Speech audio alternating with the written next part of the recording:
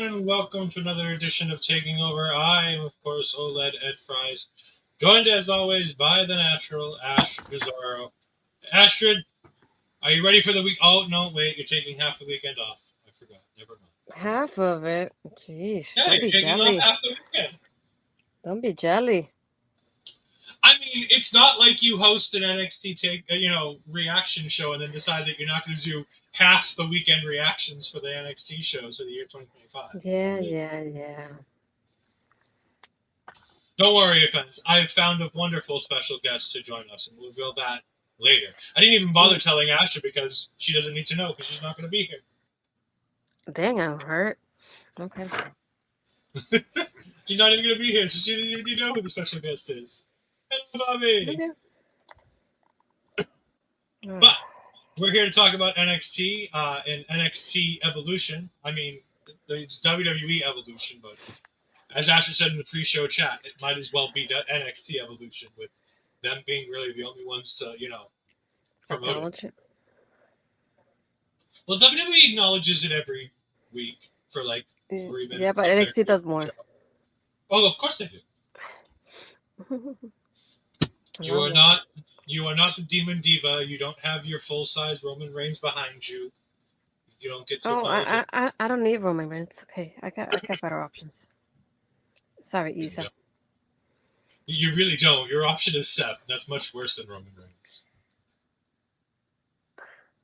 Well, if you're talking about Seth, might as well watch this Wrong Style Fashion episode that Mel made. Haha. I mean, if you think Seth has anything good to say about fashion, you should watch it. I mean, you should watch it anyway because it's on our local establishment. It's fantastic because Mel's fantastic, but I mean, yeah. Seth is not a fashion icon. Don't be a hater. But then again, I'm a white male wearing a t-shirt with a pocket and a pair of shorts, so what the fuck do I know about fashion? You got that correct, sir. Can we record that for a clip later, Bobby? No, we can't use clips anymore. You saw the chat. No more clips. No, we can use our own clips, though. Are you sure? Yes, we can. Thank you very much, using this emote. No using this emote. Thank you, Ogre Lord. I appreciate the support. Bobby, stop! Stop, Bobby. Bad Bobby. He is indeed, the special guest is indeed a bit of a dope. I will say that. Okay. We can use our own clips, just not copyright clips. See? So we're going to clip that for later. When he talking crap about me, then I can say that I can put that later on. So I can still use this one, right? You're watching OLE, and this is a Dijak Hijack. Yes, we can. And by the way, that was Donovan Dijak, one half of the MLW Tag Team Champion Skyscrapers with Bishop Dyer. Yes. All right, so we should probably start talking about NXT at some point, considering we're almost 5 minutes into the show. Really? You just noticed that? I mean, I noticed a lot of things. I don't always say the things I notice. So we're going to let Astrid go first on this because she had thoughts, and then I'll give other thoughts. Ricky Saints defeating the Vanity Project our title story of this episode. What do you think of the Gauntlet? I mean, not a surprise that he won it, that's for sure. No. I feel like it just made me laugh seeing these kids at the beginning of the show like this. They made, I mean, at the same, not they, but just like the match itself makes Ricky look strong at defeating 3 people in one night. But I say the one that really stood out to me the most was Jackson, which he's the Evolve champion, if I'm correct, right? Yeah. Yeah, out of all of them, he's the one that really stood out to me with his offense and the way he really had a really good chemistry with Ricky to begin with. I know he's very sassy tonight. I don't know what's going on. He's been sassy the last couple. She's talking about you. Talking about you. Me? She's not talking about me with the sass. No, I guess I'll take it. I'm not sassy often, so. But yeah, I feel like out of everybody, he's the one that I feel like had the quickest chemistry with Ricky here, and I like that he was more of a heel in the way he was going towards him, going for that throw, which is where the injury happens. Like you go for that, those low points and try to weaken him for Ethan, if you think about it that way, which is supposed to be the point of the match to begin with, and yeah, so it's like I like the point of it like altogether more than anything that part of it. Not surprised that he won. So, am I echoing? Is are you watching it? No, that's not me. No, I don't know what's happening then. But yeah, yay for me. No kidding. But no, not surprising that Ricky wins and he points out he wants to do a false count anywhere match against Ethan, which I think about it this way. From their perspective, I feel like in a way it favors Ethan because he has people behind him, and not Ricky. So I was like, why? But oh well. Yeah, I had said last week on the show, and I even said it tonight to Mama Fries, that I thought it was going to be a steel cage match. Because Ricky's got people that could help him, so what do? You put up a steel cage so that nobody can get in. Mm-hmm. Well, nobody can get in. Sure. This was great. I was surprised that Baylor got beat so quickly. Brad Baylor I was a little bit surprised with. But it was nice to hear the call out of Wrestling Open from Beyond Wrestling up here in the Northeast. They run Rhode Island on Mondays, and they run Worcester Forever every Thursday. So it was nice to hear them get a call out here from Vic Joseph when he called Brad Baylor and Ricky Smokes Swipe Right the Wrestling Open Tag Team Champions for 200 some odd days. I thought Ricky Smokes put on the best match in this three. I disagree with you about Drake a little bit here. I thought Ricky had the longest section, and I thought it was the best wrestled section of the three. I really enjoyed the way Ricky worked with Ricky in this little section here. Saints and Smokes had a lot of good chemistry here. I think Jackson Drake is the most developed of the three. Brad Baylor is the youngest of the three and probably could do pretty much anything. But I think Ricky Smokes is probably the most upside of the three. Jackson Drake looks like $1 million. He wrestles really, really well. But he doesn't have...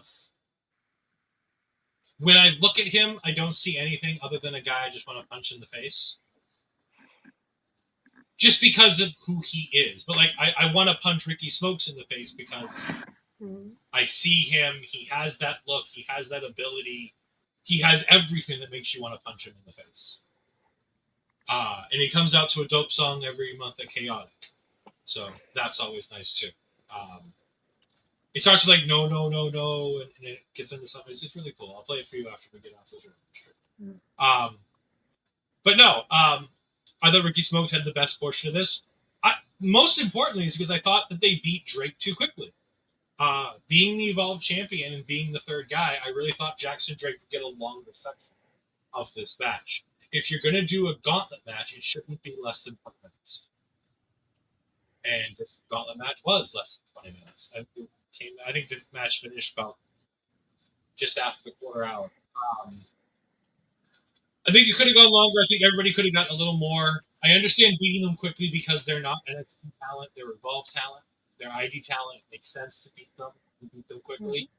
But I still think there was room for a bit more push of the Evolved talent here. Because it's obvious WWE is positioning these three. These three are no longer WWE talent. These three are ID talent with high expectations from Shawn Michaels and everybody else running NXT. They are featured with Ethan Page on essentially a weekly basis now.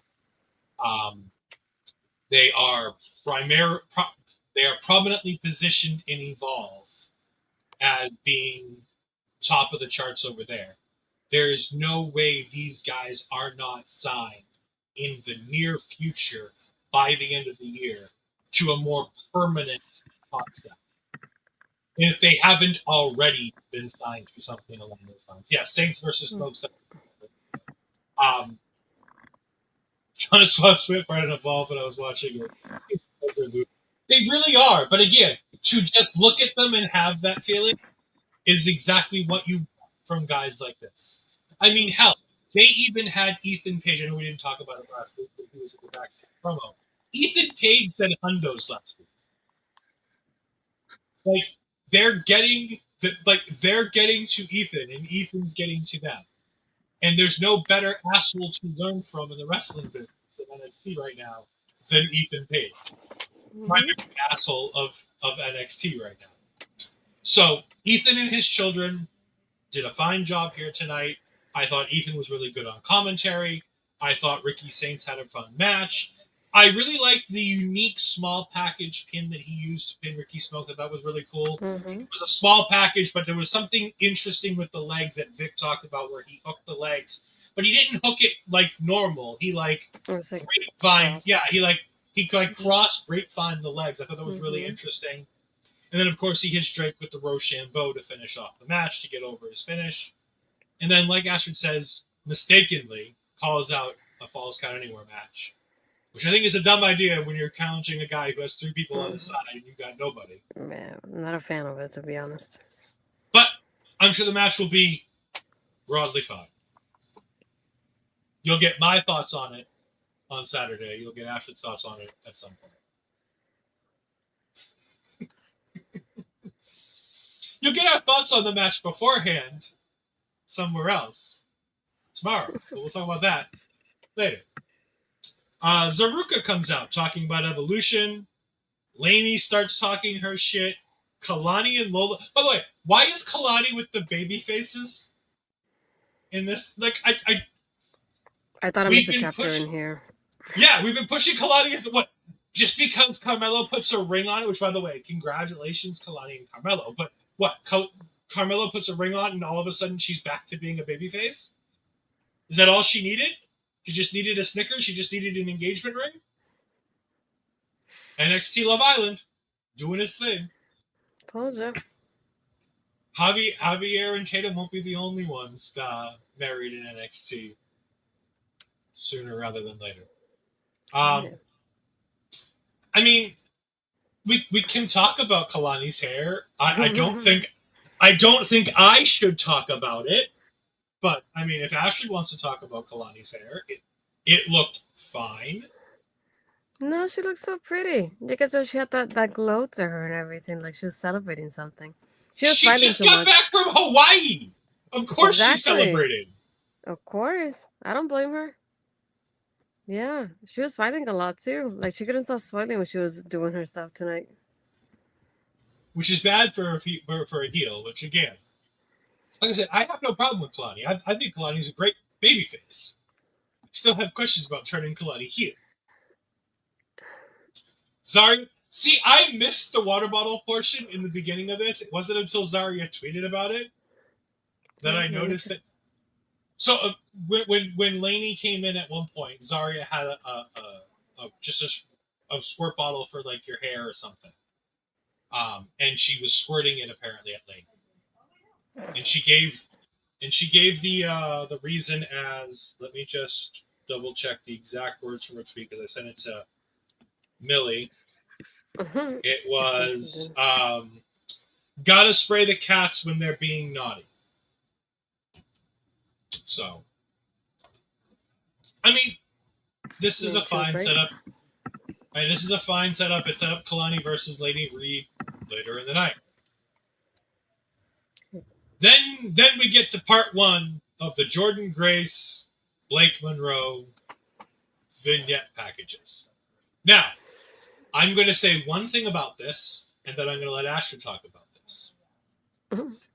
Miss Jordan Grace, we know that you like to perv out on the social media, but can you make sure that your ID pictures for these talent are at least semi-appropriate?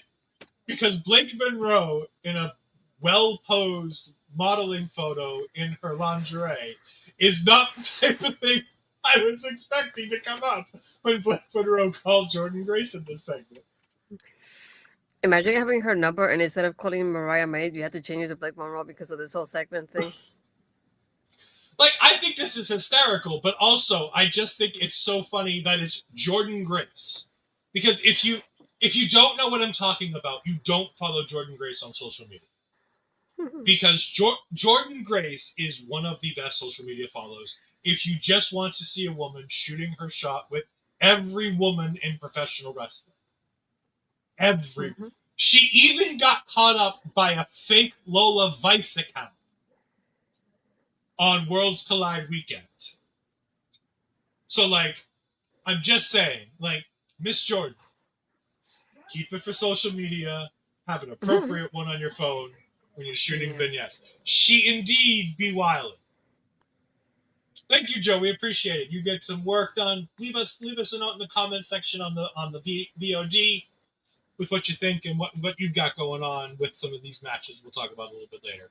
Astrid, why don't you go ahead and tell people what the whole vignette was about? Let me just start with a disclaimer. I cannot wait and cannot in caps wait for Blake Monroe to be a heel. Cannot. That's the one I'm waiting for after this tonight, especially because this is not what I'm used to from Mariah, to be honest. But we start with Jordan working out, and she's waiting for Blake so they can work out together, start training for their match. She gets the call. And she's like, "Oh, I have a driver waiting for you. We're gonna do it my way." And Jordan's like, she's like, "Oh, I like the fact that she started." He's like, "You're wearing a black sports bra and some black leggings." She's like, "No, I'm not." She's like, "Yes, I am. But anyway, what do you have a driver here for?" To me, this is something a little bit different from Jordan. The aspect of like when you see Jordan in TNA, she was always very serious. So it's always nice to see that kind of like a little bit of a comedic side to her. I feel like something that really we see more of NXT that we did in TNA. So I'm glad to see that aspect of it because she's not always so serious. It's always kind of like funny on social media. So you kind of see that reflected on the show, which I like. But the fact that she goes there and she doesn't want to follow what Blake says. Well, I figured we'll probably summarize the whole thing. We'll get to this. We'll get to the second part later. But it's just the fact that, but the fact that when she gets it, she's like, "I don't even want to try this." She's like, "Please do it for me, Muscle Muffin." So now people are chanting Muscle Muffin to her as she came out a little bit later. But now you guys know why.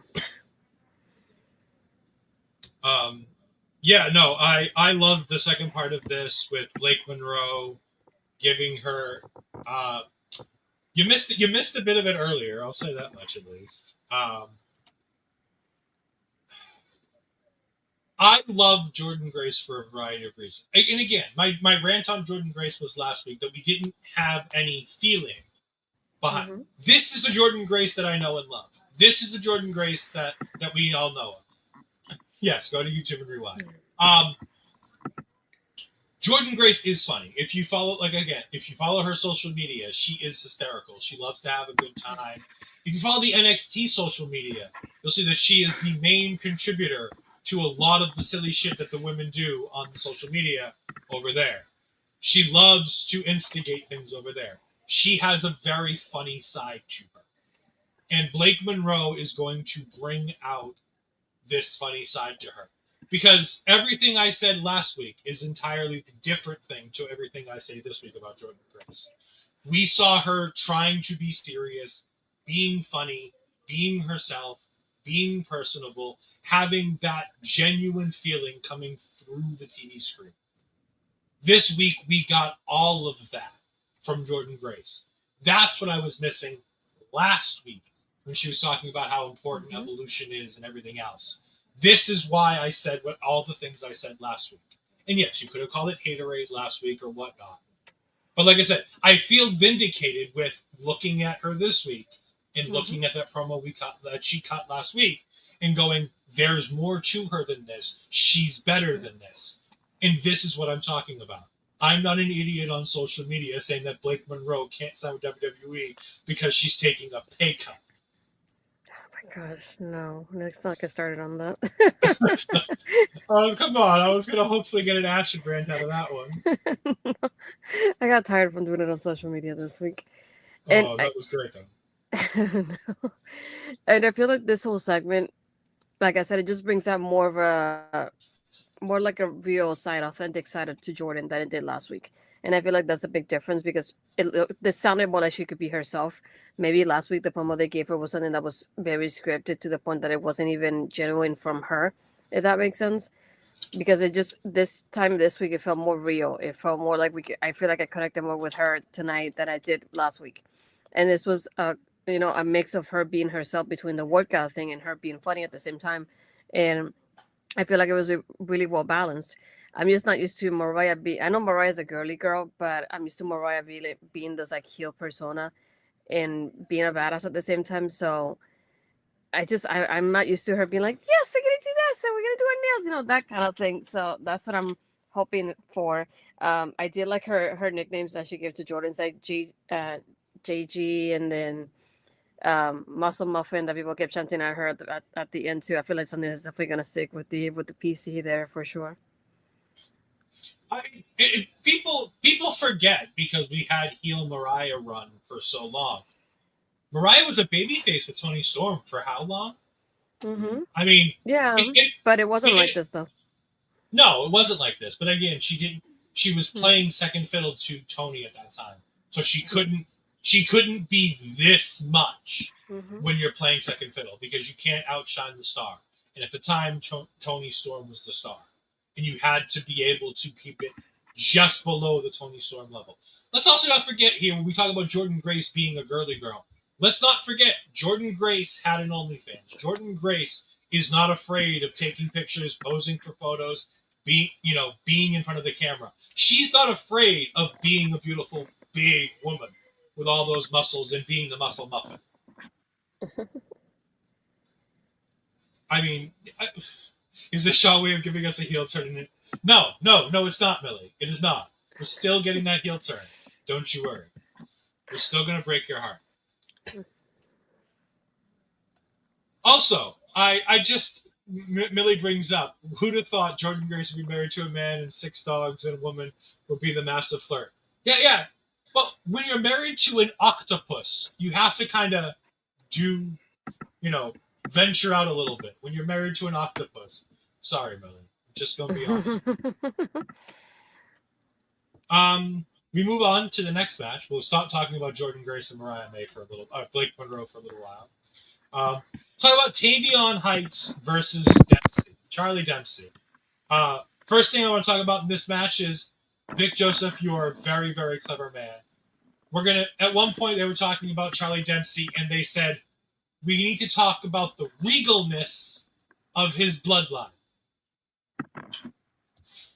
NXT loves to tell us who these people's parents are without telling us who these people's parents are. Mm-hmm. Like, I really thought Ava was going to say, I was watching the first Evolution when I was in high school with my dad and told him, hey, I'm going to be at the next one. She didn't say that. I really thought that was going to be the next line out of her mouth when she talked about the early days of Evolution. I love that Dempsey went full heel in this match. I love it. It was a much needed thing for this story. And having him break down Tavion this way and absolutely destroy that hip and knee was such good work of getting Charlie Dempsey back to the upper mid-card, lower main event star that Charlie Dempsey should be, while making sure that Tavion had a banger of a match in this match. And then using Ren Sinclair to throw in the towel because she doesn't want to see Tavion hurt himself anymore. Mm-hmm. And there being more to this is going to be so much fun. Because this is supposed to be the dropping point for Tavion. And I love that we're going to get a little bit more where even Ren's going to be questioning Charles after this match. Because she was not a happy camper on the outside when he started breaking down Tavion Heights. Otherwise, the match was fantastic. Lots of great chemistry between the two. You can tell they work out together. You can tell they train together.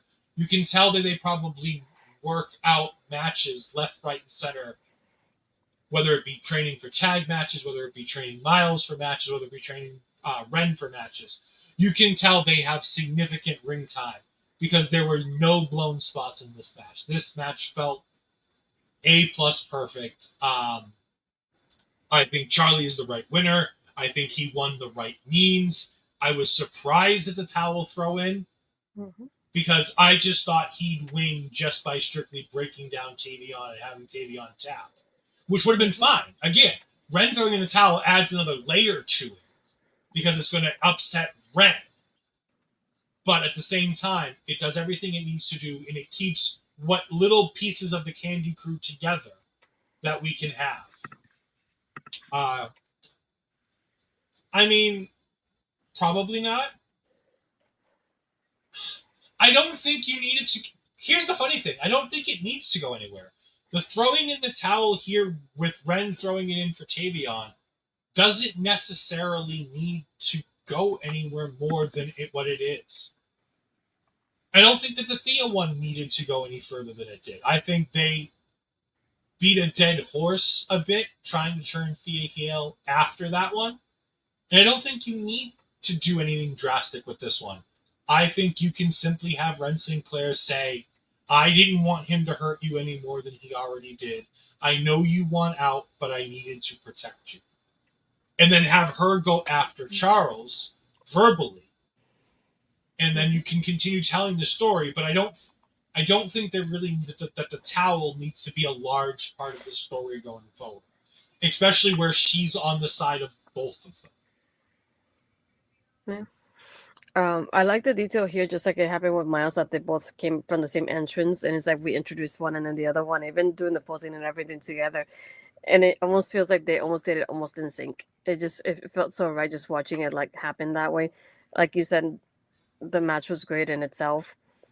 I was not expecting Tavion to win like just like that the way Miles did. And that was something that I came with my mindset like as the match was announced.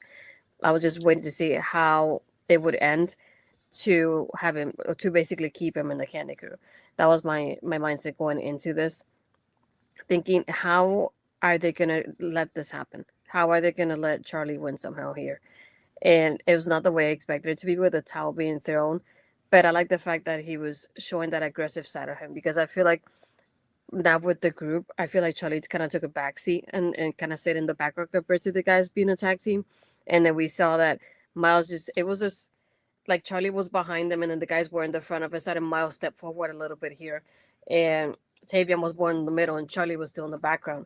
And I feel like now we kind of see him stepping up to front and center again, the way he should have been from the get-go. And I like the fact that you can basically see that translated within the match in itself. I like the creative ending here. It's not often that we get that thrown in the towel, like we mentioned. It happened with, the most recent one is the Chase You and Thea one. So it's not something that happened like a month ago or so. It's something that's, it's been a little while. So something you can use as an ending because we haven't used it in a while at this point. But I like the creative about it. And like you said, I like the involvement of Ren in here, because Ren is just torn apart here. It was like, I don't want Tavion to get hurt, but I also don't want Charlie to be the way he's been towards Tavion either. And the way you kind of tear her in the middle here, and you don't know what way she's going to go about it, because she wants to keep the crew together, but she also doesn't want Tavion to get hurt. So I feel like that's something that's going to be very interesting moving forward, about her change in demeanor, and more like a kind of like Millie saying, like not have it be like a comedic act anymore, or a little bit more serious. That's something that I've been wanting from Ren for quite a while, because I had watched clips of her in NWA, so I had seen her being like kind of like that mean girl character. And when she arrived in NXT, I was kind of hoping she would carry on something kind of similar, not entirely the same, but something kind of similar, and be that sort of heel. I've grown to like her now as a baby face, and the way she is with the comedy act, I feel like is very different. It's something that I was not expecting from her, so it made me see her and her character a little bit differently. But I also miss that heel side of her, and I would like to see her translate that here in NXT. I would like to see how she would change it, being with this character versus what she did in NWA. So I was like, I'm ready to see that kind of change in her, and that kind of demeanor change here. And I feel like the throw on the towel will kind of cause a little bit of that change. I don't think it's gonna be entirely like she was in NWA, but it caused a little bit of a character change, and it's gonna be interesting though. Yeah, I think there's a lot of fun and interesting things you can do with this. Yeah, no, and like I said, I'm not saying she has to become super serious, or I don't even think she needs to turn heel. No. Like, I understand the idea of turning her heel, but it's like, I think you can have her very just plainly be like, no, I did this to save you. I understand you're mad at me. I understand that now you're stuck here with us, but I just wanted to save you because Charles went off the deep end. I think there's a lot in that for me that I think could be done. We get a Hank Tank promo where Lexus King is in the background rambling around for reasons with his headphones on. Siobhan Evans comes in and is apparently friends with Hang Tank for reasons. Sure. And then Jasper Troy absolutely massacres Siobhan Evans against that trucking wall, which was great. I love seeing Siobhan Evans get, ran over by this big Mack truck of a man. It's funny. They figured out within a month the exact things that Jasper Troy is good at and does exactly what they need to do to make sure he gets over. We've seen Tyra May Steele in exactly 2 segments since she won LFG. We've seen Jasper Troy on a weekly basis. Like, they figured out Jasper Troy.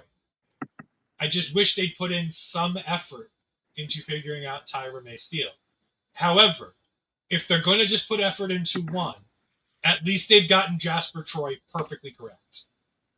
He is a big, meaty man who's going to destroy people, and destroying itty-bitty little people is absolutely fantastic. And I love what they've done to make him feel like a big deal in a month. Like, we joked about... Oh, hold on. We got Daniel Johnny in here. Hello, from me. Triple H and TKO should make Evolution feel like WWE's version of AEW's Forbidden Door, full of dream matches and pure bangers, not focused on storylines, even with little build-up. I mean, isn't that what the first Evolution was? Just kind of matches? Here are matches. It was a mix, though, because, for example, you had the storyline with Becky and Charlotte at the moment. You had the Ronda Nikki one at the moment. The Natty Bailey and Sasha versus Riot Squad was a storyline there too. There was, I forgot what other match was one of those that was. The one that was changed last minute. There wasn't a lot of build up to it. Was the Trish Stratus and that was supposed to be Trish versus Alexa, and they changed to the tag match later. Yeah, with Lita and yeah. I mean, here's the thing about Evolution. And I'm going to potentially upset some people here, and I apologize for that. Evolution's not what people think it is. Evolution is a, hey, look at us. We look good for having an all-women show. That's all it is, folks. It's not WWE being like, hey, look, we're going to feature all of our women on this fantastic show. It's here. If they really wanted this to be a big deal, they wouldn't have waited 7 years to do a second one. Like, let's just be honest. As far as dream matches, here's the thing about women's dream matches, and this might get me in a bit of trouble too, but we'll just say this one. They're trying to do dream matches for this show. Like, they tried. Like, Liv versus Nikki Bella. As much as we all might not think it was a dream match, I guarantee you that was Liv's dream match. I think when they asked Liv, who would you want to work with? As we should definitely do this. Just sit back. Which is why we will have Astrid and Mel doing the Evolution post show, and me and Mark will stick to the Saturday night's main event show, so we don't have to do anything like that. But like, they're doing Trish versus Tiffany, which I think it's a dream match of sorts. It's two people who have a very similar gimmick to each other at one point. I think heel Trish has a lot of similarities with heel Tiffany Stratton. Babyface Tiffany Stratton is just a bad idea. I don't know why we're still doing this. But again, I think Liv versus Nikki was a dream match for a lot of people, especially probably for Liv herself. I think, prior to her injury, that was obviously where we were going. I don't know. I think Anybody who puts more into Evolution than this is just a way for WWE to look good publicly should ask themselves, why did it take 7 years to get a second one? I'm gonna go on a bit of a rant. There you go. Don't put me on the full screen though, just so you know. Aww, don't that's do what I was doing. Don't. No, I knew you were going to. But I was gonna say though, if it's really supposed to be a celebration of women, like you said, not only would it have taken 7 years for that to happen, but we would have done this when the women's evolution, like even a couple years after, when the women's evolution was a little bit hotter than what it is right now. Because right now, the way the women are in WWE, aside from NXT, you can't. There's no this. It's not really something that's a point of discussion at the moment. I feel like the women have been doing less than they usually do. So it's like if it was you're looking for that moment, this is not the time to do this pay per view. If you look at it that way, because we don't have that kind of momentum moving forward. I did look up the card because I wanted to double check the other matches that we had. That we had Rhea Ripley was Dakota Kai NXT UK Women's Championship. I don't remember the build up for that one. I know the Trish and Alexa Bliss one. That one got derailed because of the Alexa injury. The Women's Battle Royal, there's never really much of a storytelling to that. Just throwing people just that to be in the on the part of the show. The other one was the 2018 Mae Young Classic live finals that had a story in itself to it as it was. Like I said, Sasha Bailey and Natalia's Riot Squad that had a story to it. Shayna versus Kairi Sen, NXT Women's Championship that had a story to it. Becky and Charlotte, Ronda and Mickey. So thinking about it this way from an 8-match card, I feel like maybe 2 matches, maybe, or maybe 3 tops out of it didn't have really a lot of stories. And I'm really like disappointed with something that I'm hoping I can kind of discuss it sometime this week. We'll see how it goes.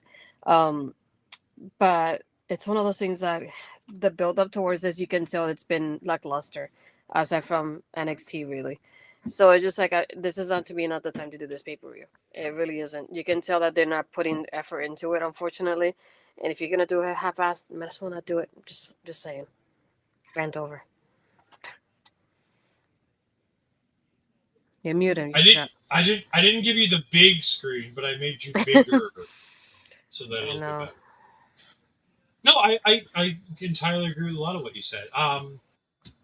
Again, WWE doesn't typically do good things for good reasons. Like, let's be honest, this is a petty company, especially with Endeavor running the show and TKO and all of that. Mm-hmm. Like, this is I showed this picture to one of our group chats earlier today. I happened to look at something. Hold on. I want to save this. Replace that picture.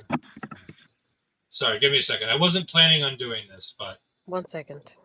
Since we're doing all this, I was trying to find tickets for Great American Bash to talk to somebody else about ticket sales because people keep misconstruing ticket sales. And I found something interesting. This is a picture of the Evolution seating chart. Right. Now, you can't really see it, but down here at the bottom of the screen, there are 2 little green check marks. These are off-camera ringside seats, essentially. One of these tickets is 2nd row. One of these tickets is 3rd row. They are directly behind each other, so they have almost the exact same view. The row 2 seat costs $925. The row 3 seat, 1 seat back, costs $467. It is almost double the price to sit 1 seat further up at this show. Hang on, I was going to do that one. Yeah, ticket sale.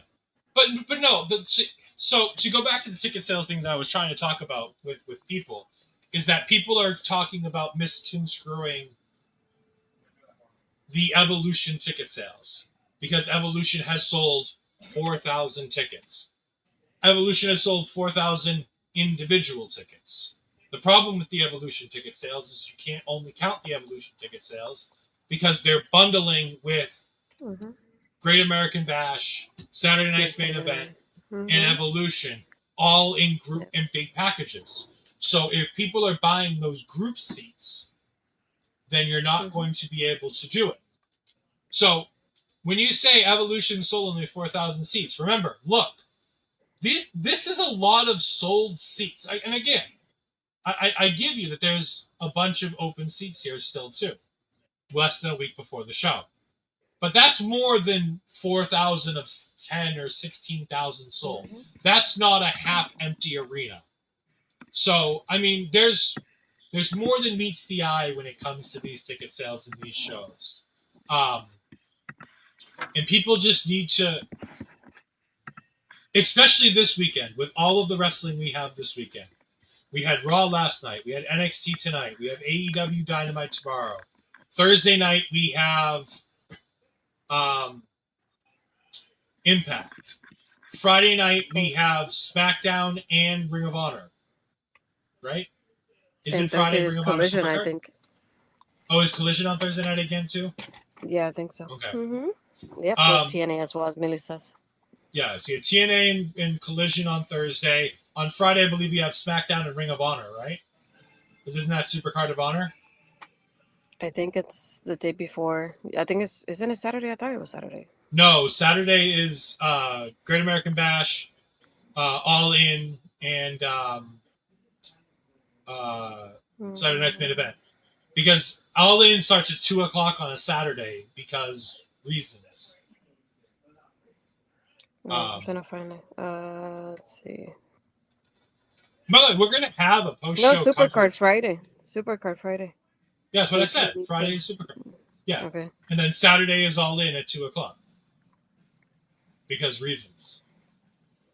Which is why WWE The Petty Bastards did Great American Bash at 3 o'clock in Atlanta. Because again, WWE are petty bitches. I will never, ever disagree with that statement. There's no way you could ever disagree with that. And apparently UFC is in Nashville on Saturday. There's TKO planning against themselves. See, TKO is so invested in counter-programming everything that they're even counter-programming themselves in different markets. Anyways, speaking of counter-programming, Santana and Joe Hendry are here to take on the High Rise. This match was fine. There was nothing good. There was nothing great. This match was as fine as it gets. I thought TNT looked great. I thought Joe Hendry and Mike Santana looked as good as they needed to. But at the end of the day, this is all about the post-match, which is Santana hits the rolling clothesline from hell, gets the win, Trick Williams attacks him, Joe Hendry comes to defend, Wesley attacks, the High Rise get back into it, it's a 4-on-2, we get the beatdown going into Slammiversary. This is fine, but like I said, like I've been saying the whole time, this is all building to a Mike Santana victory in his home of New York for him to get that title and that win and take it back to TNA. Oh, yeah. Slammiversary. Make sure you watch Slammiversary, by the way. It's going to be great. I was joking with Papa Smokes and Munson before the it was either before or after the trivia show where I got fucked over by Bobby Munson because that man doesn't want me winning trivia anymore. Good job, Bobby. But we were talking about it, and I was going down the card. In one of the matches, I literally said, insert tagline for this person from the internet wrestling community. And they were like, yeah, we know. And then I corrected and said the person's name. And they go, no, we knew exactly who you were talking about when you taglined them.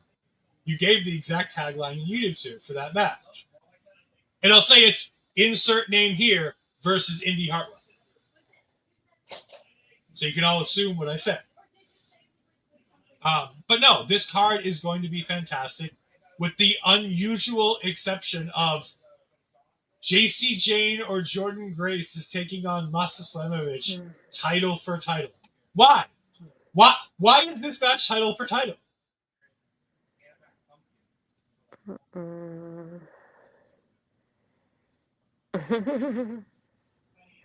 Bobby, you denied me points because I beat you to the punch about getting bonus points for a question. And then you fucked me every chance you got on that show. Good job, Bobby. Make sure to do it again. Yeah. Oh, yeah, Billy, did you miss that one? Yeah. They announced that one, father and son, on TNA last week. That after Masha beat Killer Kelly in the chain Which match. should have been on the pay-per-view, to be honest. Which should have been on the pay-per-view. I thought it was, and I realized it wasn't. Yeah. I was like, when I saw the clip of them finishing that match, and I'm like, wait, so that's not for Slammiversary? I thought it was. With that build-up, it should have been in the Slammiversary. Yeah. Like,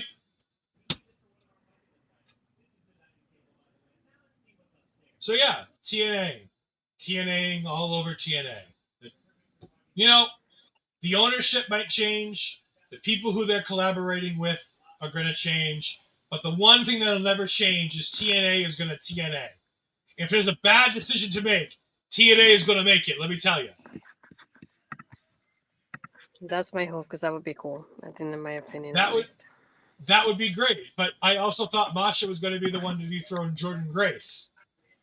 And that took forever and a day longer than it needed to do, too.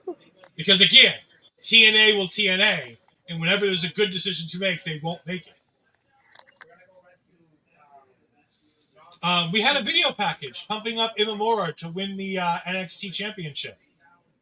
Mel, if you're still here, I would really love some help with this. I messaged you on Discord, but you didn't see it yet. We had the Great Muta, whom I know. Mm-hmm. We had Io Sky, who I know. Mm-hmm. We had Marufuji, who I've heard of. He is a top star in Noah. I think he might be a champion there. He may have been. I know he has been in the past. He's very, very good at the things he does. And then we had Ulka Sasazaki and Kaito Kiyomiya, I think is how I pronounce both of those names. Mel, if you're here, I would love... Yeah. I had some notes beforehand because I wanted her to see it, but... Yeah, I was going to say, I would love some help on who these people are, other than, obviously, Marufuji, who's a top star, Io Sky, who's a former Noah. I'm assuming she worked in Noah. Oh, she is still here. Wow. Good job, man. I'll be honest, I practiced one of those way more than I practiced the other. Sasaki. Okay. It is. I knew it was easier than I thought, but I was adding letters for. Yeah, we can tell which one I did know, which one I didn't know. And like I said, Kiyomiya. I kept looking at it. I'm going, nope, it has to go this way, and I kept practicing it. Yes, anytime it's Japanese wrestling, we do search for the Mel seal of approval. Oh yeah. It's also one of the reasons why Mel is doing a Noah show is that when we have these Noah things, we like to bring Mel in on these and talk about them. I want to see the NXT Noah show at some point too. I'd love to see like a super show where we do Worlds Collide and it's Noah versus NXT. I think that could be a fun show to do too. I mean, this is a pointless promo because Inamura is going to lose, but it was nice. Nice to see Great Muta on NXT television.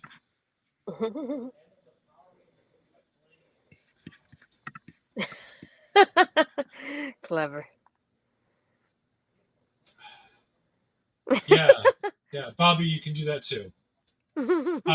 I think this is about the NXT and Noah doing a Worlds Collide show and not just watching her shows. But you should watch both of Mel's shows, Noah Unleashed and Strong Style Fashion, which again, this week's Strong Style Fashion is mistakenly about Seth Rollins, which I don't know why you would take fashion advice from Seth Rollins, but be a hater. Yes, I noticed that earlier that it's NXT has its own like YouTube channel. They've been posting like old NXT episodes, and they started posting the Beyond Classic, which I think it's well enough with the timing, with the Evolution timing of it. So I'm glad they've been doing that. So nice to see that getting more of a spark going on there too.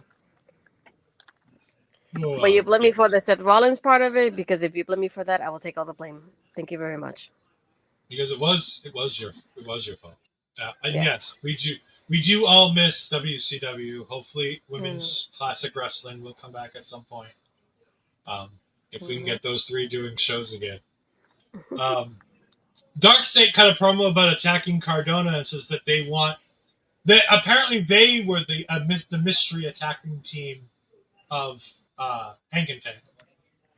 Which is funny because I feel like Nico Vance also said that he attacked them. I was gonna mention that because I got really confused with this part because I know last week they were like, "Oh, we're gonna do a little something, whatever it was," and I knew they were gonna show up in TNA, so I knew what they were talking about ahead of time, and the whole Cardona thing there.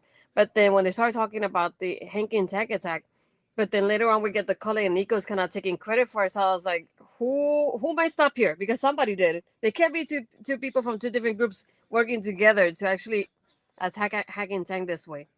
And no, they can't. We can all hate Hank and Tank enough that everybody can attack Hank and Tank. You could, but if you see the Culling and then you see Dark State, do you think they're really going to work together? They might as well hit each other at the same time because then they don't like each other either, most likely. It's not a team that I can see working together. That makes sense. But I thought it was like somebody messed up here. It was like, how do two people from different groups actually take credit for the same thing? So I thought the same thing, and I guess we'll talk about this now. So they have a great Culling promo later on in the night, and WCW 2000 is WCW 2000 is something. If you want to see off the rails wrestling, WCW 2000 is something. No, I agree, but there's enough hatred of Hank Tank that everybody can get along and attack them. It's fine. Maybe we can all hate Hank Tank. But in the Culling promo, like we said, Nico Vance seemingly said like they took credit for it, and then Sean Spears right after him kind of tried to clear, because I was writing that down too. Did Nico just say that they attacked them when Dark State said they did? And then Sean Spears clears everything up by saying, "We'll take their misinformed opinion and misinformed allegations," something like that.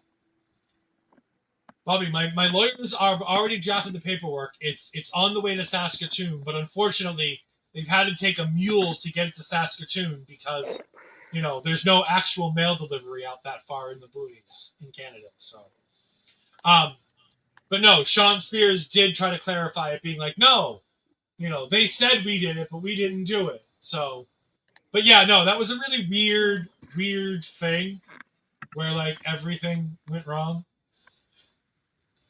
No, younger fans, well, they may have lived through it, but they didn't watch it. They didn't have to watch WCW 2000. I understand he's a 2-cent lawyer, but he still gets the job done. Yes, it was unfortunately our most used emote of the month on Twitch. And if you want that emote to be able to call me a hater, just go ahead and subscribe to us on Twitch.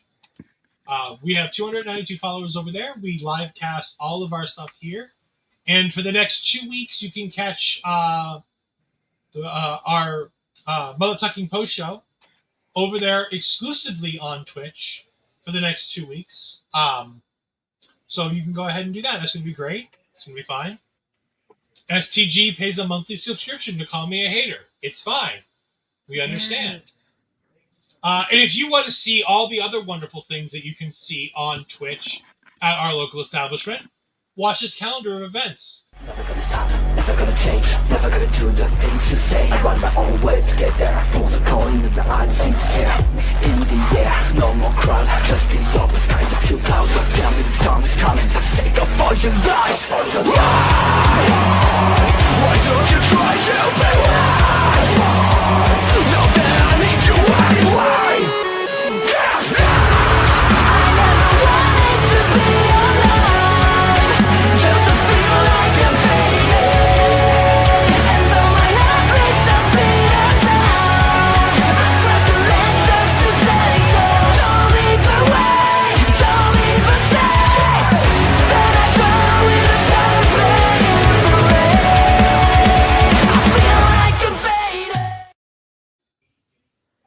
Yes, the calendar is indeed wild. There's a whole bunch of stuff on there. There's a whole bunch of stuff that's happening this week. Yes, cue the banger song.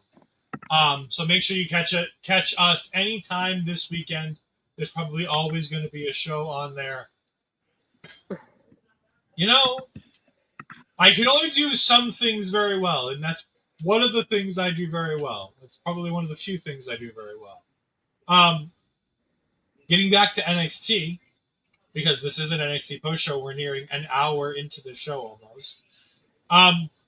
Inamura, Briggs, and Obafemi have a conversation in the ring. Josh Briggs is going to turn heel on Inamura. That's so sad. So, Inamura has this really well done, well cut promo where he says, Oba, you will be my greatest challenge. I have to make everybody who supports me proud. My family, my friends in Noah, my friends in Japan, Josh, everybody who supports me, the fans. I need to make sure that I make them proud. And I'm going to make them proud by winning the NXT Championship from you. But I'm going to fight with honor. Which, again, is a really Japanese thing to say. It's a really Japanese thing to do. I really like it. It's really heartfelt and interesting. But it almost feels odd to an American wrestling fan hearing somebody specifically say the words, I'm going to fight with honor. While I'm here, the show will be long. That's just how it is.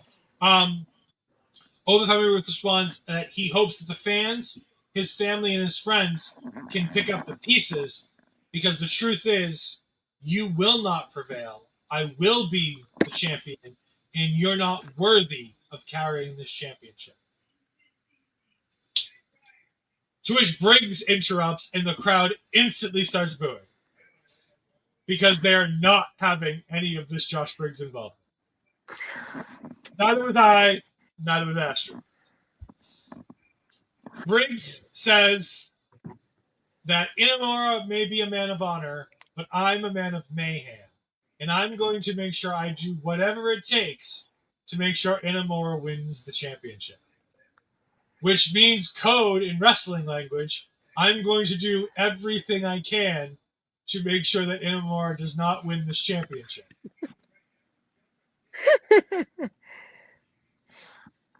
I'll say what Millie wouldn't say. Fuck off, Briggs. Fuck off.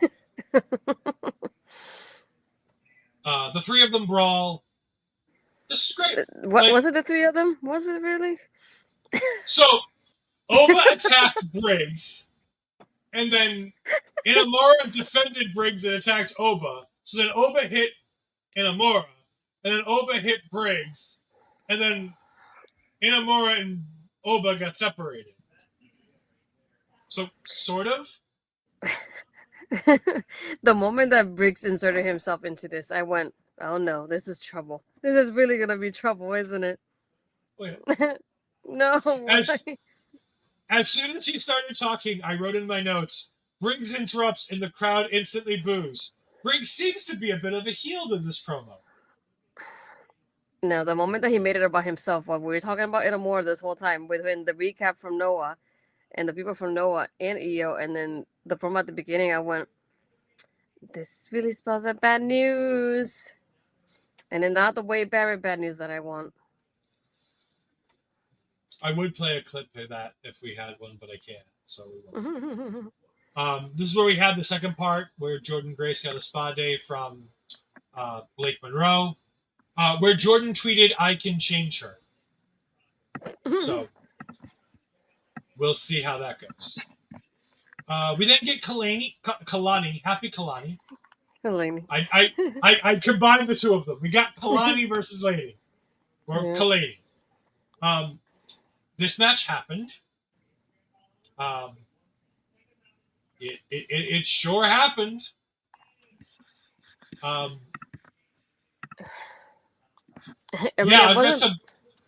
got some bad news. This match happened. It's just the only women's match that we got tonight, if I'm remembering correctly. Yeah. It wasn't that long to begin with. On the road to Evolution, even though I don't mind how the main event happened with the Summit. But I feel like it didn't do Lainey a lot of favors in this aspect of it, because I like the fact that she shows so innovative offense here, because she did a couple moves here that were interesting, of like focusing on Kalani's like leg and her knee. But I feel like at the end, the way that Kalani won over her didn't do her any favors. The way it's just building up to her, and then this happens, I was like, I feel like something wasn't matching up in here. I did like the way Kalani was going, like the way she did the split at the beginning there to avoid Laney there, and even the ending, the way it happened. I feel like Kalani did great here, but at the same time, it's like I feel like if we started to kind of give a momentum to Laney, I feel like we just kind of killed it tonight after not only losing, but losing in that kind of quick effort at the same time.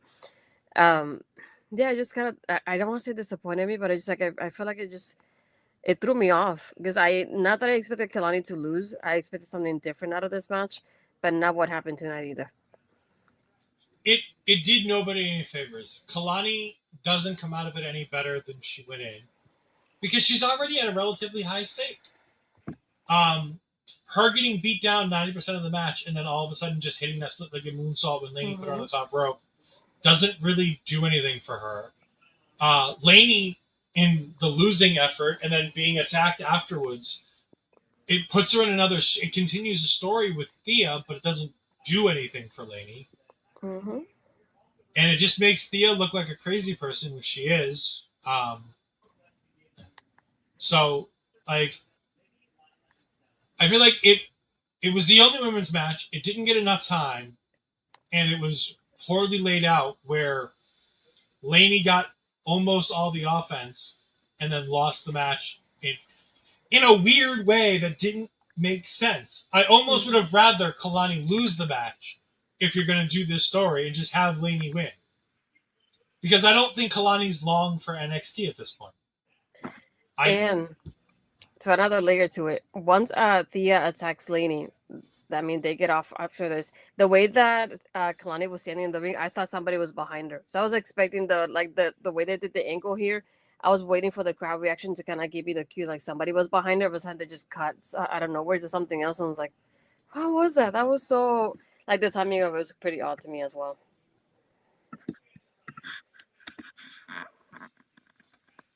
Yeah, no, I thought that was great. I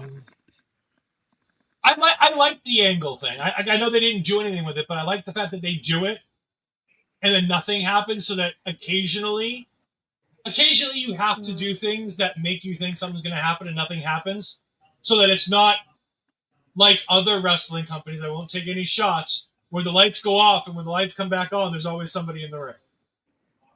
You know, like some wrestling companies, again, won't name names, but like some companies do that.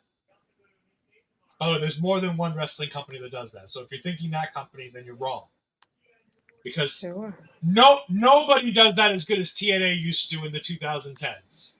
TNA loved the blackouts reveal in the 2010s, man. Let me tell you. Javon Evans is in medical and gets attacked by Jasper Troy again. And again, this was really cool because I didn't see this coming. I thought it was great. I thought because Kale is on the bed beside Javon, so I thought Kale was going to go say something to Javon. And all of a sudden, Jasper throws himself basically at that point almost to Javon, and Kale just disappears. He just out of that frame afterwards. It's like, I don't know how he left. I want to go back and watch it because I didn't even realize how he left or anything. It was so funny, the timing of it. We'll get to Kale Dixon and his chicken shit attitude later. Oh God. Then we get Adriana Rizzo's family meeting. Now, I have mixed thoughts about this. Parts of this I really loved. Parts of this I really hated because I really loved the other parts. So this promo here from Ryse is what this fucking feud should have been 2 months ago. Mm-hmm. This was the thing we needed 2 months ago after the heel turn. When everybody got put into fucking lockup or Luca was walking in the desert, this is what we should have gotten. Rizzo sitting with Luca on one side, Stacks and Tony on the other side. Yeah, I'm losing it again. I'm going to absolutely lose it on this segment. Because this was so good for so much of this. Rizzo's dressed in all black because this is a funeral, which is great. All three of them are separated, and they all don't trust each other as they walk in and look at each other. Rizzo says Tony Stacks created a legacy, bringing in her and Luca, winning championships, creating this family. She talks about how Luca can't trust Tony when he signs the documents as a consigliere because he doesn't know that Tony has his best interests at heart. Tony can't trust anybody. Yeah. By the way, I love every time I say something that seemingly needs to put Ed in a poor light with women. Peggy's here. Her ear was ringing every time you speak about it. I know. Every time I talk about women, Peggy just pops it. Mm-hmm. I love how she says Tony can't trust anybody after what happened, and he's gun shy to trust anything. And Stacks is just being a pain in the ass because he hears the word underboss and instantly thinks that he's being slighted, that he's being looked down upon, that he's not getting the recognition that he deserves, and that's what ruined this family. I fucking loved so much of this because it filled in so many holes. And the fact that this is the last segment we're going to get with them before we have the triple threat match that ends all of this next week is fucking mind-blowingly stupid. Yeah. Well, I mean, I didn't fuck up, but the NXT fucked up. Because this was sensational. This is Rizzo's best promo she's ever cut. This is the most authentic Rizzo that we've ever seen. And all of these men played such amazing facials in this because none of them really say anything in this promo. Like, Stacks starts to talk and Rizzo shuts him up. No. Luca never really tries to talk. He has like one line and he says it. And Tony has like little quips that he adds in, but never really tries to interrupt her because she's the one that he still respects after everything is said and done. I'm just so upset that this came here after we've had this dog shit feud for 2 months where this could have been such a great thing to start this feud. When Stacks turns on Tony, this needed to be the first segment of Rizzo saying, look, we need to sit everybody down. We need to talk about this. Like, obviously, Stacks has some feelings he needs to get out. And they have a family meeting in the Italian restaurant. And this whole segment kind of happens. And we build to the singles match that we had the next month on the pay-per-view. And then we build to the Luca Carusafino heel turn that never really happened because he's going his own way, which is still stupid, but fine. And it's just like, what are we fucking doing here? This is so good, and because it's so good, it's so bad because it's so good. I don't know if that makes sense, but it's a fucking circle. It doesn't make a lot of sense. I think the part that also like bothered me about this, that not only the timing of it, because it would have been better. Oh my god, I was thinking go my own way from High School Musical. I'm not even a High School Musical person. The thing I was thinking about, first of all, like you said, the timing of this should have been one of the first few things that happened. I think the moment that Luca came back, this would have been one of the first things. Once Luca got inserted and everything happened, put it right here. And then the other part that I don't like, being the bookworm that I am, I hate the plot hole that all of a sudden Riz was like, I'm back from hiding, and that was it. No explanation whatsoever, no nothing. It's like, if she was absent this whole time, it's been a couple. I know it's been it's been a couple weeks at this point, maybe months. That thing with Mac. Yes, I did go on your. Yes, that's what I was referencing. Thank you, Bobby. My mindset went. Me and Millie are on the same wavelength here. I went Fleetwood Mac. My mindset went. If I would have had Rizzo return, I would have a return in this segment. I would have make a bigger deal of her returning, in a way of like maybe she was running from from the hiding spot or whatever it was, or something along those lines. But I feel like after you have her be absent off TV for the last couple months, only for her to show up, you're like, oh, I'm fine, here I am, and that's it. I feel like that was so anticlimactic at the same time. I would have wanted something to like what happened with Luca. All of a sudden there was like, shh, and then painted black, and then you don't know what happened. It keeps you guessing for a little while. But I would have preferred she came by during one of the matches to see who she was gonna align with. To be honest, not something like this. I did like the part of it of like she's like, I like how she talks about the history of the family. I like that part of it, and she, even on social media, she posted a video of like a compilation of basically the history behind the family, and I loved it. And I wish I would have played that video too, because that would have been very touchy to see that from the beginning to where they're at now. And to be honest, I don't know how I feel about the three-way though. I feel like I like it, but I don't at the same time. I'm very torn about it. I don't even know how to explain it at this point. But yeah, this segment would have had a better timing on a different part. If it was a time left, I could change it. I would have put it a little bit before tonight. Yeah, this match will. The fact that this match is going to end all this bullshit and just end the story is the only thing I'm looking forward to it for. Is just that it's going to end it all. Is it though? Is it going to end everything? That's what Rizzo said. So I'm going to trust Rizzo. I'm supposed to trust women.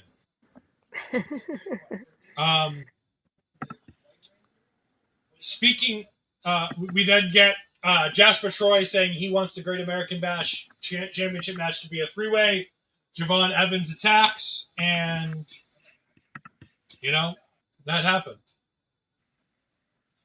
There's nothing to do here. It is what it is. It was just that's all. Yeah. We then get Tatum joining the supermassive black hole that is the Culling's warehouse. As she put it up there, I'm like, oh, the Culling thing is right here. I can go ahead and use that. I called it the black void in my notes, but it can be a supermassive black hole indeed. I love this. I love how Tatum is being welcomed in with open arms because they're using her and they don't care. So they're like, yeah, you're one of us. You're great. Come on in.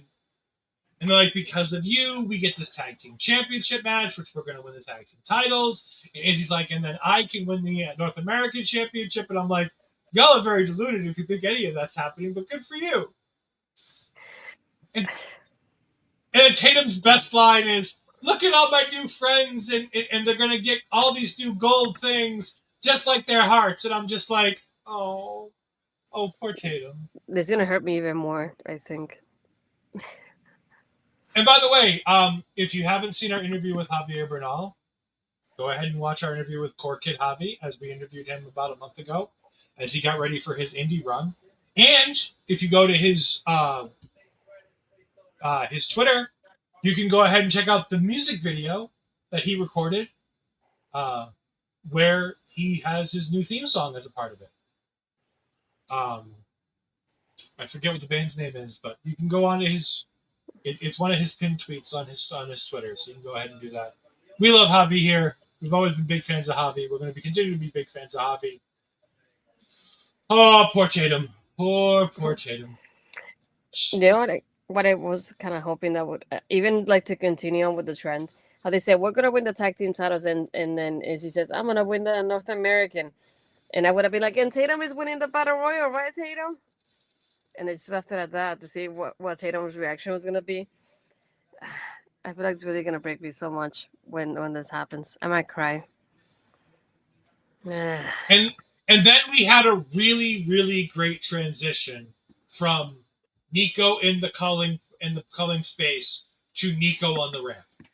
This is the very same thing they did with Izzi the other week. Yes, chef's kiss. This was fantastic. Astrid, tell us about this match between Hang Tank and the Culling. I feel like there's really not much to like really highlight of it. I did like the fact that Nico like pounced. I think it was Hank to like the commentary table. So even I don't know if they broke the seat or what happened, but Booker fell at that point. It's like, Booker, are you okay? I know. I like the fact that we get Sol and Zarya coming out here, taking Tatum and Izzi away, and of course I get it. It's Tatum. No, we've always got it, but we're still gonna call you out weekly for it. Yeah, but yeah, it was more about the girls taking away Izzi and Tatum from the match, so that causes a distraction, especially for Nico. Hank and Tank are about to do their finisher, and Nico's almost gonna take it, but then Spears pulls him out of it, and he takes it instead, and they end up losing the match. Oh, well. Yeah, it was a fine match. I loved Izzi and Tatum being taken away by Zaruka again. Zaruka loves to kidnap people. It is what it is. Also, because I really don't have anything more to add to this, because Astrid kind of cleaned it all up there. Everybody in the chat, make sure that you go ahead and give a happy belated birthday to Millie. Millie had her birthday on July 4th on Friday, so go ahead and give her a belated happy birthday. If you haven't wished to her on Twitter already, it would be great. Fill up the chat with those. Zarya is just protecting Zaruka's kid from herself. No, they're not. You keep thinking that Zarya is the good person in this. You're going to have to remember that Zarya is going to be the bad guy. They run down the Great American Bash card, which is a card for a show. Sol versus Izzi for the Women's North American Championship. Inamura versus Obafemi for the NXT title. Ricky Saints versus Ethan Page in a Falls Count Anywhere match for the Men's North American Championship. Javon Evans versus Jasper Troy. Blake Monroe and Jordan Grace taking on Terrible Toxic. And of course, for some reason, it's got to be on a WWE Premium Live event, the Slammiversary contract signing. The Slammiversary contract signing on an NXT Premium Live event. If you ever wondered how you cross-promote properly, putting the TNA big pay-per-view contract signing on the Premium Live event of the big show, like NXT, is how you make sure that you get promotion for TNA to have TNA be a successful thing. This is why this partnership is so good. I don't mind if there's a contract signing on a Premium Live event, because NXT does such a good job, and Triple H in general does a good job of these Premium Live events go 2.5 to 3.5 hours tops. Like, these shows no longer go 4 or 5 hours long for the most part. It's very rare that they do. There may be a ton of filler time on these shows, but they still are over in no time. So I'm very excited to have the contract signing there, just because it continues to show how much NXT is trying to give back to TNA, which is the whole point of the partnership, right? And WWE. Sorry. To add another point to the contract signing, from what I see, Masha will probably be involved somehow during the weekend to promote their match as well. So that's another way to keep connecting it back to their show. Yeah. WWE is in partnership with TNA. And when TNA gives them wrestlers like Santana, like the Rascals, like Jordan Grace in the beginning, Joe Hendry, when all of these people inevitably leave TNA for WWE, the one thing WWE has given them is a massive amount of money, I would imagine. And they continue to promote TNA on a weekly basis in a positive way. They're making TNA feel like a place to be, a thing to watch. That's important. Not just give us your championship and let our champion belt collect it. Like, it's so often wrestling promotions that work together end up in two spots. Either nobody benefits from anything because nobody's willing to lose face to do anything, which is why we were constantly talking about at the beginning of this, who was going to be the first to allow the wrestler to lose a championship to the other side. We talked in how many times did we bring up how we were going to do that? Yeah, or not let a wrestler show up on your shows. WWE talent, now granted, they're not the top talent that are going to TNA, but TNA doesn't need WWE's top stars. TNA needs fresh, young talent that they can feature on their shows to help promote their show and their talent. Millie, that's fantastic. I'm so happy that people took care of you, that you took care of you. And like I said, this is why this partnership works so well, because both sides seem to be gaining a lot out of it. Because again, we're bringing light to TNA constantly with WWE, and having Trick Williams as a TNA champion has been good for them because he continuously reminds the NXT audience that TNA exists and that TNA is important and he's the champion. And again, it's only going to be for a couple of months and then it's going to go away. I feel like I almost ranted again. I didn't think I was going to rant on that one. Cale Dixon, the chicken shit bastard that he is, has an anxiety attack or fakes an anxiety attack or something because he's a snowflake. That seems to be the story they're telling. I don't understand this. I'm not one of those people that uses these terms, but my God, can Cale Dixon seem more like a chicken shit dumbass in these segments than he does right now? I missed that part, so I don't know.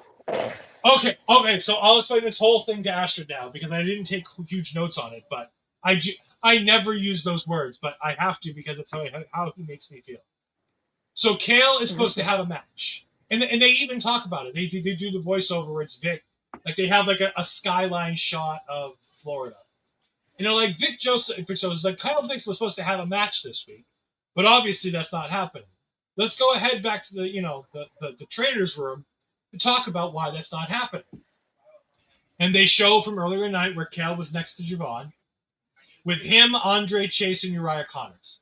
Uriah Connors has on a stethoscope, and he's got the ball portion of the blood pressure cuff in his hand. The blood pressure cuff is attached to Cale, and Cale's freaking out. He's like, no, I can't go out there. I can't do this. I can't do this. I don't know. No, I can't do this. Andre, you got to get the match off. And he's like, I'm having so much problems. I can barely feel my arm. And Andre's like, hold on a second. Uriah, stop pushing the balloon. Because all Uriah is doing this whole time is just squeezing the blood pressure cuff. So Cale can't feel his arm. Because I keep forgetting his name is Cale because he sucks, and so does Cale, but that's fine. And basically this whole promo is that the match isn't happening because Cale Dixon can't suck it up and do it. But I'm like, why are we doing this after Cale's had matches? He's had matches with Chase U. Why is it now a problem? Like, thus the terms snowflake.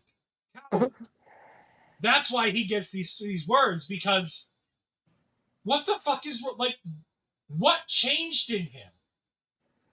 I think it's just doing by himself. He got used to being in a tag team so far. At least in Chase U. In Chase U has been him, Andre, and Uriah, or him and Uriah, but he hasn't been by himself yet under Chase U. Yeah, but you figure a professional wrestler can handle having a singles match.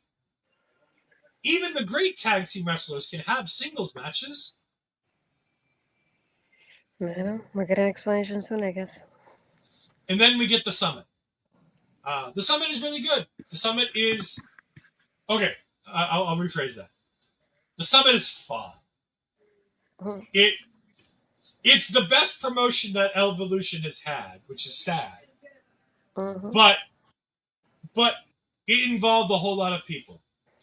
So throughout the day, we were seeing shots of people arriving backstage. And in the back of all those shots, women were arriving from other places. In one of them, Candice LeRae arrived. In one of them, we saw Stephanie Becker arrive. They showed us the one with Natty and Maxine arriving.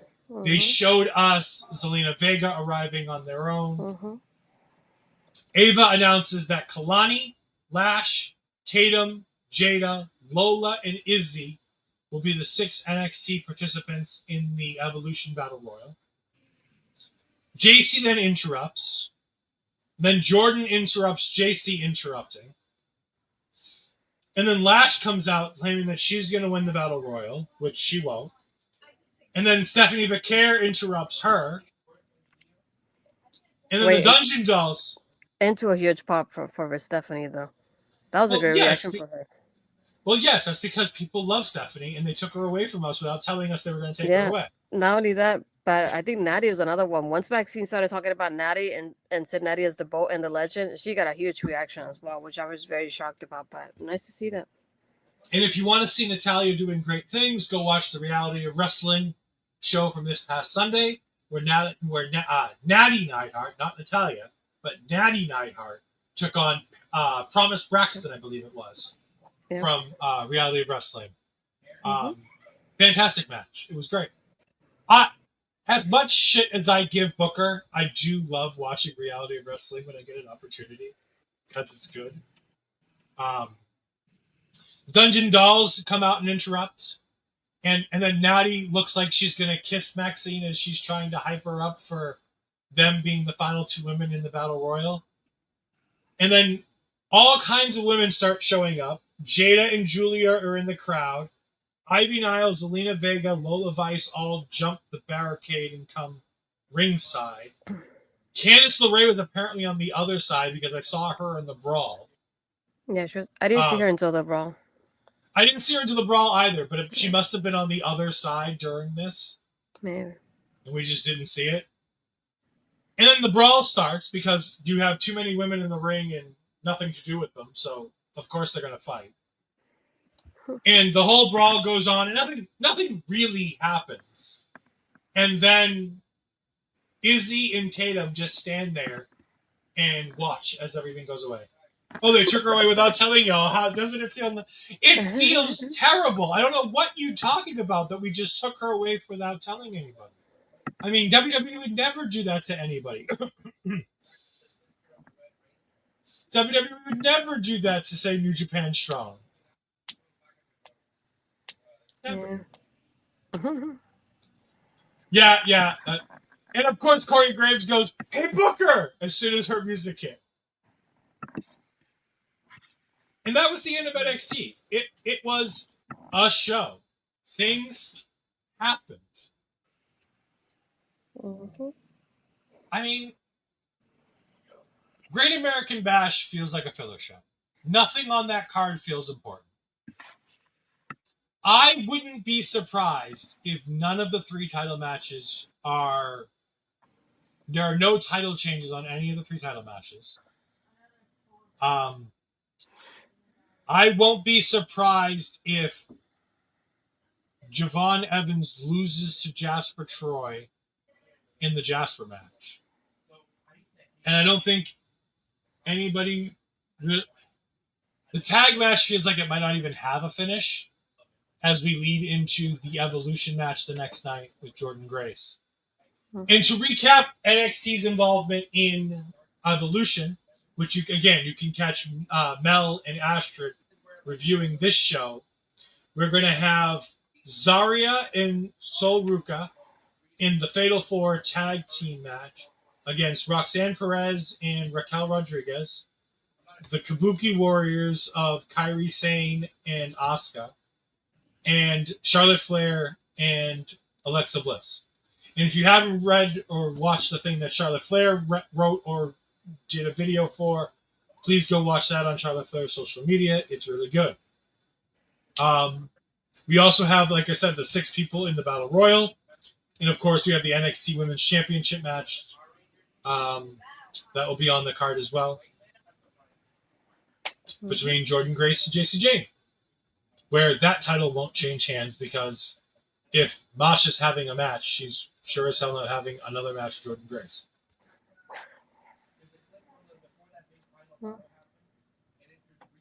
What, you disagree? I don't know how it's gonna go. Bullshit! You don't know how it's gonna go.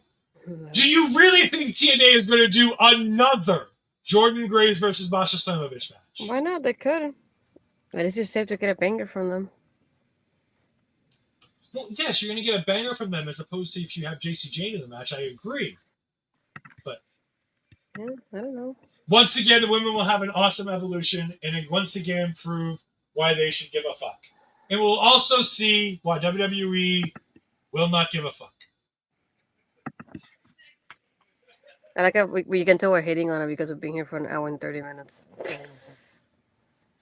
So there's a thing that me and Astrid have noticed. If the show is almost an hour, 50 to 100 to an hour 10, it's a good show. We really liked a lot of things. We didn't have any tangents. We didn't have any rants. Nothing bad happened on the show. If the show goes over 1 hour 15 minutes, something happened. If it gets to the point where it's an hour 30, bad things happen because that means either I ranted for way too long or she ranted at some point too, like she did tonight. Astrid, tell the good people where they can find you this weekend. Like Ed said, you can find me doing the Evolution post show with Melbo. Yeah, let's see how that goes. I gotta give Melbo some insight into what the stories are like thereafter we get from all this pay-per-view. And then you can find me again on Tuesday with OLED doing Taking Over, and then there's a few things coming, so we'll see how that goes. Once I have dates, I'll probably say it, but I don't have any so far. Other than that, you can find me on my Twitter and Blue Skies, Astrid Pizarro, and my Instagram and Threads, Astrid Pizarro 20. And if you're on my YouTube channel, hit the like button and subscribe. And then click on the bell to be notified when I upload. All right. As for me, you're going to get very sick of seeing my face coming. I will be recording a review with Bobby in the near future for something that will be released probably later on this week or sometime next week. You can also catch me this Thursday night as I join Ring Respect Radio as we preview the Chaotic Countdown for Chaotic Wrestling that I will be at this Friday live in Lowell, Massachusetts. You can then catch me not once, but twice on Saturday as I review the Great American Bash with, and I can now reveal my special guest, Bobby Munson will be joining me to talk all things NXT on the Great American Bash. Because again, we could only pay Astrid for one show this weekend, and it had to be Evolution. So, because Astrid's weekend rates are just very high, folks. We can't afford them. Millie, trust me, you can indeed be sick of me. You can also catch me and Astrid tomorrow on SCW, the wrestling channel, and we will be doing tomorrow at 5:30. I believe it's a live show, so I'm going to promote this as a live show. You can catch the both of us on our good friend Steve's channel. If you've never seen us with Steve, the one thing you have to know about Steve is that we have a deal with Steve that we have to cover the Great American Bash every year together. Because one year we covered it on his channel, and then the next year we accidentally decided to cover the show on our channel together. And at that point, we made the joke that we were going to cover the Great American Bash every year for the next 5 years. And so we're doing it again this year.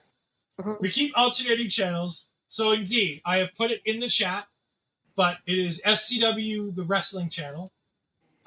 Steve is a great guy. He does a lot of live shows to promote different events. He does a lot of kind of cool things that me and Ash have been a part of, including like YouTubers rank, their greatest X, Y, and Z. We've been a part of a bunch of those. We really enjoy it. Steve is a great guy. We're excited to work with NXT for the first time. We've never been able to work with NXT, so that's going to be fun. So you can catch that tomorrow at 5:30 Eastern Time. That's like 3 o'clock most of the Canadian time zones that our people are from. You can find it on your own different time zones, things based on that. Of course, we were supposed to have the Superman review this Sunday. because of how crowded things are for me this weekend with all the other things that I'm already doing, we are moving the Superman review to Wednesday. So DC Talk will be this Wednesday. The Empress is going to try to join us for this as we review the DC movie Superman. So very excited for that. I'm going to see that Thursday night before I do Ring Respect Radio. So again, you're catching me here tonight. I had the War Room on Monday with Bobby. I will be doing the live show at SCW Steve tomorrow. I'll be recording with Bobby tomorrow. I'll be live with Bobby on Thursday. I will be off on Friday. I will be doing 2 shows to make up for not being on Friday on Saturday. And then we have Sunday where we have the Evolution show. And then Monday we have War Room again. So if you're not taking over. And then Tuesday's taking over. And then Wednesday's the Superman review. So, yeah, there's a lot of stuff. Also, the Black Panther review has been pushed off as I ran into a slight problem with trying to get guests because I'm not verified on Twitter. And so I can't message a lot of people on Twitter because I'm unverified. And the people that I wanted to have on the show are verified. And I never bothered to ask Astrid to make group chats for me. So, no, unfortunately, all of my overtime has to go to booking Astrid on Sunday for Evolution. So, I have deferred my overtime payment to being able to pay the Astrid bill on the weekend. Because Hollywood Astrid don't work cheap, folks, let me tell you. It's double on Sundays. Yeah, and it's double on Sundays on top of her weekend rate. So, all of my overtime. Why do you think we have so many shows? We have to try to get monetized so we can continue paying Astrid. Or else I'm going to have to do this show by myself.